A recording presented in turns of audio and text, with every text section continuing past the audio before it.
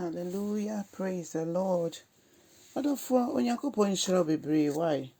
na enenso so ma okaba about yase senju medie so. Adofo me mompaye. Adumfo paye da wase enenso de akyeye. Enye yenyansa yenim de yahodin bi ewa adom arako adom na ekuta ye mu besu sa bri eno amu na Ewurade yeda so ekeka ye ho. Ye bompaye se enenso ye menkronkro kasa kire ye why ne ente wase Fambo ya bra fanshe woni onyam Yesu Kristo dimu ene ya bompaye. Hallelujah.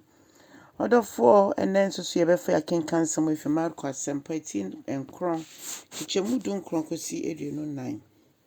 Na wo kan fi fiti ase na Yesu Kristo ne suafo ekọ bipo no so ko bipo bi so omo ekọ bompaye eho na Elijah ne Moses nso beka Yesu ho ema esuafo no ho ye na nka omo pese omo de nka omo tena ho a nanso nature so musi form ebeto adwumadi omudi so na no no musi form no Yesu ne suafo miense beto se esuafo nkaye no ebo mpaye ama abofa bi a bone ana humfia hye ne ma na nso mo ya no muntumi ntu huhum no ene ti Yesu ka cho mo sade nti na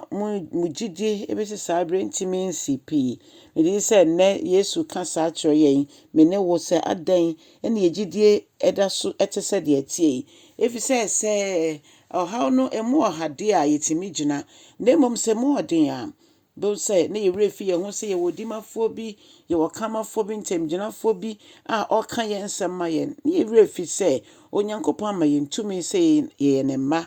na afei na yewre fi ye ho se yigina nyame asem so eka bibiara a etwa se ebemu fi se asem no tumi na ewo mu na eyogya nso na ba sa no obisa abofra ne papa emedodo a yare no edi na papa ne kan say fi ne nkola bremu fi se ye wo no na Yesu de ne nsa kan akola na so kan sa mfa akola na mbrem akola na ben no afi fi ne ma no so de ne hwe ho na ne papa ka sa na ya eye odini tobi odini tujemu tobi odini tunsuo mo wohu se de osefo ne tie obai so be wia no wekom no wasei ne butaye no so be wia ye nigye so oma ye ntimi ye gidie NCP but enne Yesu Kristo ka cho ye nse yema ye gidie NCP woni mu o ka che suafo ade ntine dade mu gidie da so te se de atie edo ntimi gidi se yema onyankopon kwanya onyame ebe hye no hwani onyam na moma ye hwe sa de we se osefo ni obi a na wafa me ne wo nyina no mumo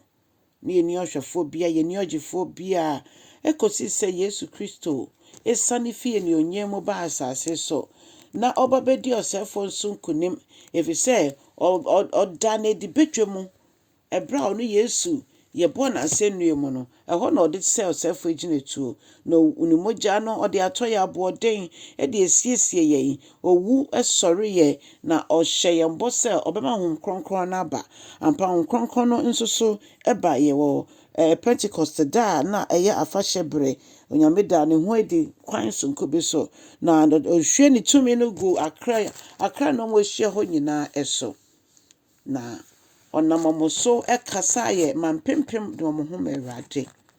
esuafo yi omadanse die na ato aso bedumene wo so yeso na yenso so ye de asem ne ko na momo no tumi a onyame de ama ye wo sefo no so no edu bebia na ye mu bebre entimi emfa nye adwuma na ye mu bebre atena sia na sefo no hye yenso na momo yenkai se ne na wafa ye no momo no onyankopon nam Yesu Kristo ni woni ne wosore so aba baji ye efini nsem